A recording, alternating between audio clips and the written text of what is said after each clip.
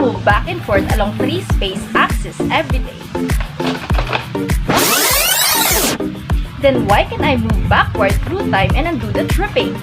After all, space and time are interconnected as suggested by Einstein. But no matter what we do, we always move forward through time, that is, into the future, even when it seems like time has stopped moving. That is where entropy comes in.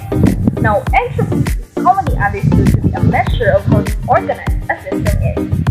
But what does disorganized mean? In physics, disorganization is generally a measure of how spread out a system's energy is. Consider my workspace as analogous to a physical or chemical system. Say every item on my desk represents a part of our system's energy.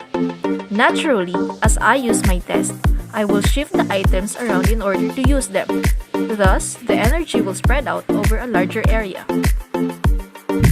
Why? Because the probability of the system's energy existing in a disorganized state is a lot more than that of it existing in an organized state.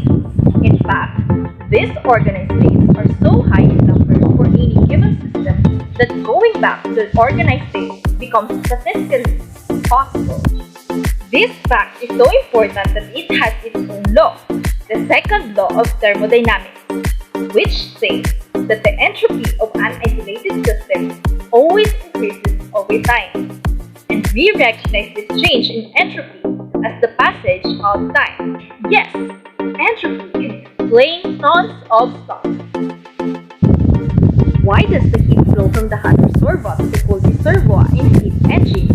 Or why does the heat flow out of your hot cup of tea into the surroundings? Ouch! The answer to all these questions is entropy, which spreads out the system's energy. Interestingly, this example of the heat engine may have also made you realize that concentrated energy is what is useful to us, be it in heat engines or the food we eat. Entropy renders our energy sources useless. And yes, it'll do the same to our sun, because of which our sun will eventually run out of fuel. Luckily for us, if you're a human viewing this video in the 21st century, that process will take billions of years to complete. In fact, entropy is also the reason why our universe is expanding and will eventually run out of thermodynamic free energy, leading to the heat death of the universe.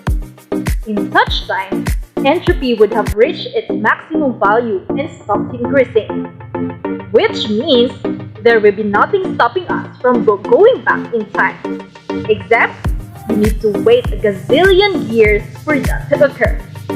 Till then, don't let entropy eat your lunch.